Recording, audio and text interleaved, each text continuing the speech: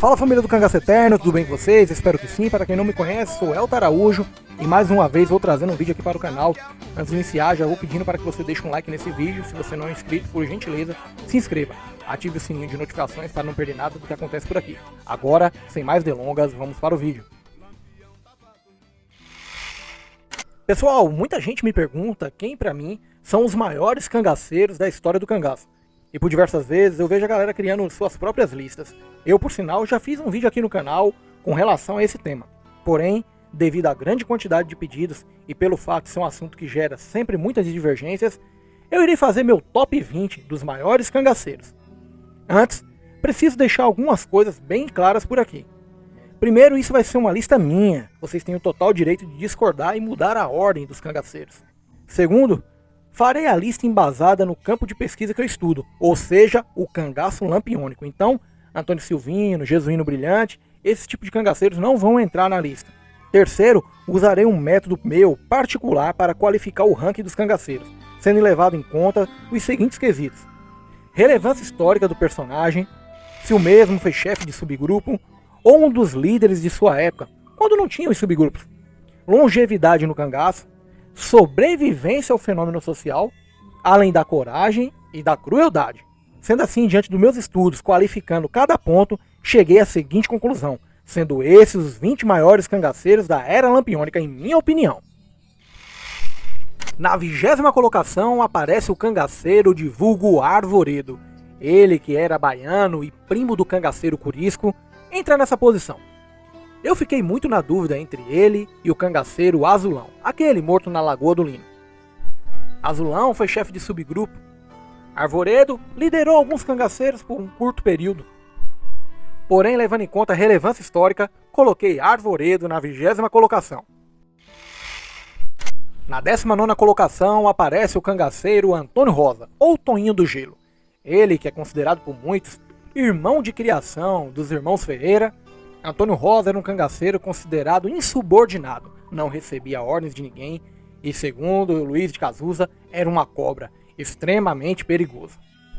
Tanto que, na versão mais provável, Lampião teria mandado dar cabo de Antônio Rosa.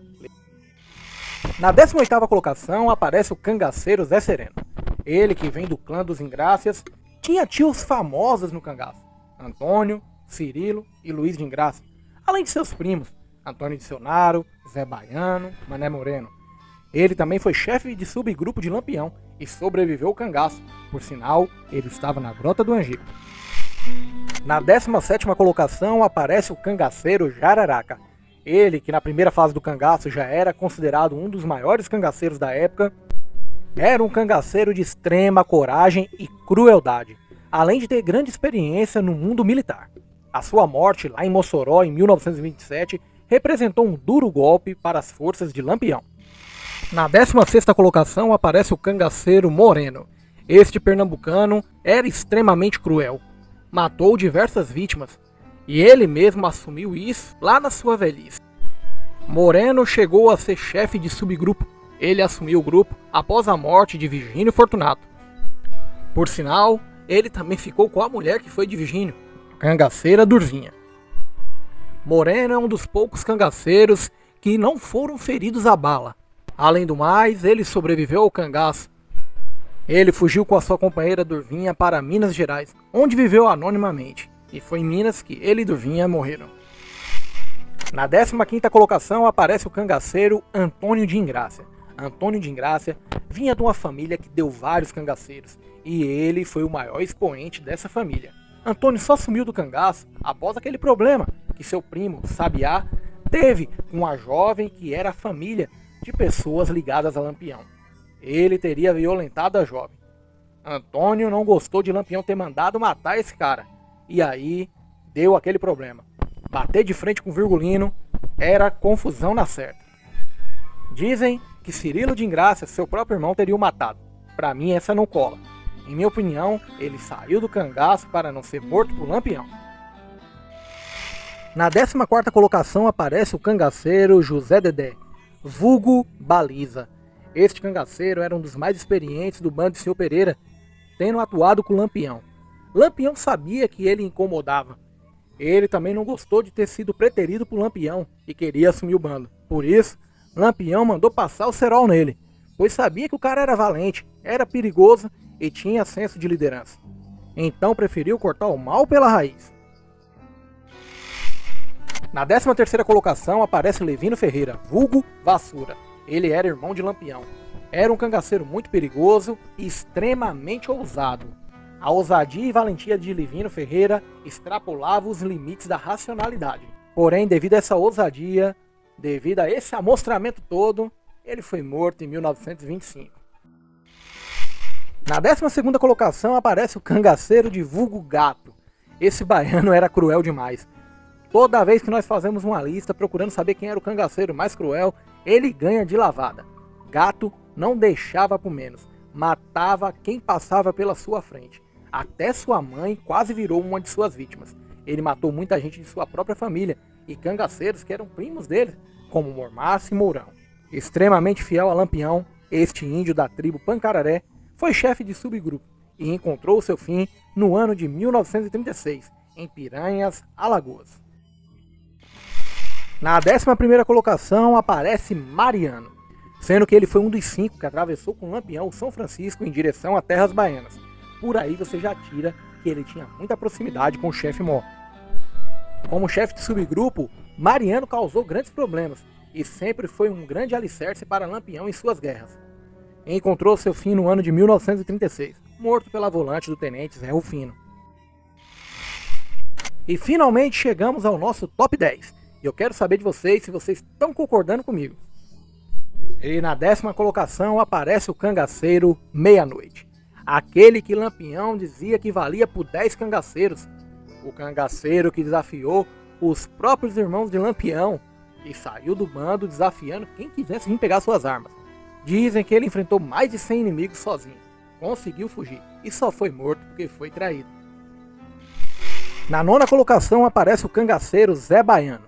Ele, que também era da família dos Ingrácias, foi um dos grandes nomes dessa família. Foi chefe de subgrupo de Lampião, além de ser amigo pessoal do cangaceiro Mó. É lembrado por sua grande crueldade. Matou a paulada sua própria companheira que o traiu. Ferrou o rosto com ferro quente de marcar animais, algumas mulheres. E é considerado, junto com Lampião, os cangaceiros que foram mais ricos, pois ele era um agiota de mão cheia. Encontrou seu fim também no ano de 1936, morto lá em Alagadiço, em Sergipe.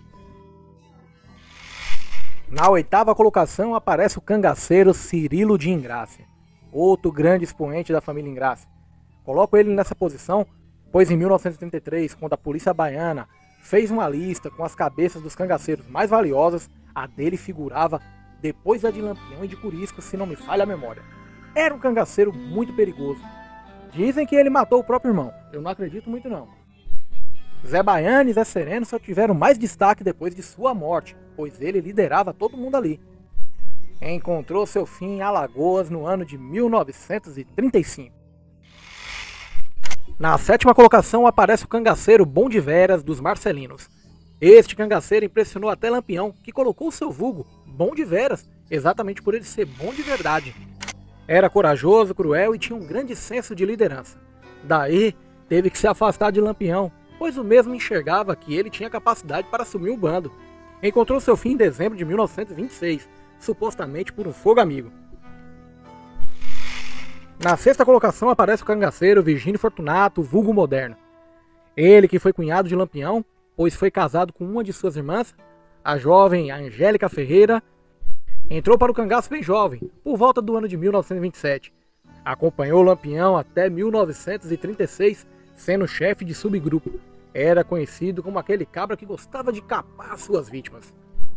O grupo de Moderno foi um dos maiores que teve. Porém, ele foi mais um daqueles que tombaram no ano de 1936. Chegamos ao top 5 e agora que vai gerar as divergências. Eu quero saber o top 5 de vocês, deixem aí nos comentários.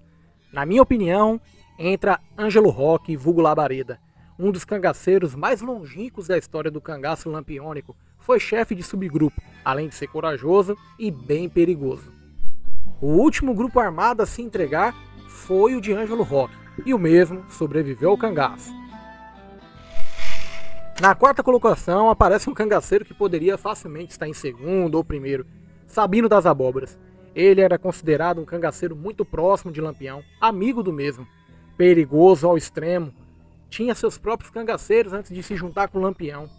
E quando foi morto em março de 1928 nas terras da Fazenda Pissarra, foi um golpe duríssimo para Lampião. O próprio Lampião dizia que caso ele morresse, quem assumiria o bando seria o Antônio Ferreira ou Sabino das Abóboras. Na terceira colocação aparece Antônio Ferreira, o irmão mais velho de Lampião. No início das confusões com Saturnino e quando entraram para o cangaço, Antônio costumava liderar os irmãos. Ele também não era subordinado a Lampião. Era considerado o mais frio e cruel dos irmãos Ferreira. O cangaceiro que não dava um sorriso para ninguém, andava com muito ódio no coração. E viveu até o ano de 1926, dando muito trabalho aos seus inimigos. Não foi morto em combate, morreu por causa de um acidente. Um disparo acidental do também cangaceiro Luiz Pedro. Na segunda colocação aparece o cangaceiro Luiz Pedro. E eu sei que essa posição vai gerar muitas polêmicas. Mas Luiz Pedro foi um dos cangaceiros mais longínquos que teve. Depois de Lampião, foi o que mais tempo ficou no cangaço. Preferia ser cabra de Lampião. Mas dentro do próprio grupo, tinha aqueles cangaceiros que ele próprio liderava. Conhecia todas as táticas de Lampião. E se tinha alguém que poderia dar continuidade ao cangaço, eu acho muito difícil, mas se tinha alguém, era ele, Luiz Pedro, que morreu com o chefe Mor na Grota do Angico em 1938. Na primeira colocação, para mim, aparece Curisco. Não que eu acho o mais violento, não que eu acho o maior líder, mas a sua relevância histórica é inegável. Se você pegar qualquer jornal, depois de Lampião, o nome mais falado é de Curisco. As suas atrocidades também tomam conta das páginas de jornais e também dos inquéritos policiais. Curisco não era só valente, era extremamente cruel, além de ser muito inteligente. O problema é que era dado ao álcool, e aí ele cometeu os equívocos piores que pode ter existido. A chacina da Fazenda Patos, por exemplo, me enoja demais. Mas o próprio Curisco era chamado de capitão também, dentro do sertão. E apesar de ter a fama de ser um alcoólatra, um bebão, eu acho que ele merece ainda esse posto, pois a relevância histórica dele e o tempo que ele permaneceu no cangaço enfrentando grandes combates dá esta colocação a ele. Mas também não é nenhum absurdo ele aparecer lá na quinta ou quarta posição. Bem pessoal, eu encerro por aqui. Eu quero saber de vocês. Vocês concordam com a minha lista? Mudaria alguma coisa? Deixa aí nos comentários, faz a sua lista. Se não for um top 10, faz um top 5. Se quiser fazer um top 20, faz também. Eu espero que vocês tenham gostado do vídeo. Me dê sugestões para novos vídeos. Eu quero fazer isso em parceria com vocês. No mais, eu me despeço por aqui. Fiquem todos com Deus. Um forte abraço e até a próxima.